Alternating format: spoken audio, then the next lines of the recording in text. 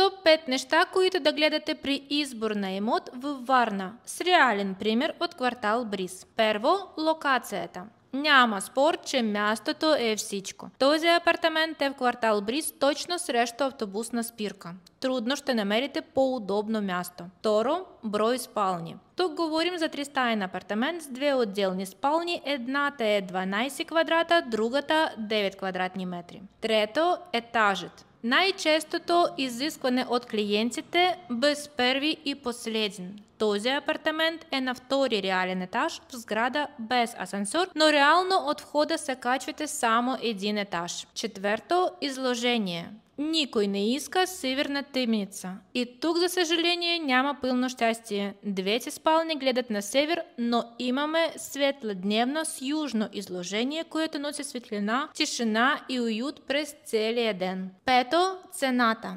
И идваме до най-важното. При положение, че в Бриз цените вече гонят 2500 евро на квадрат, тук говорим за само 1600 евро на квадратния метър. Това прави този апартамент истински удар на пазара. 180 000 евро, 112 квадрата, 2 спални, втори етаж, топ локация, ексклюзивно при мен. Ако търсите имот с добра цена и всички важни параметри, свържете се с мен и елате на оглед.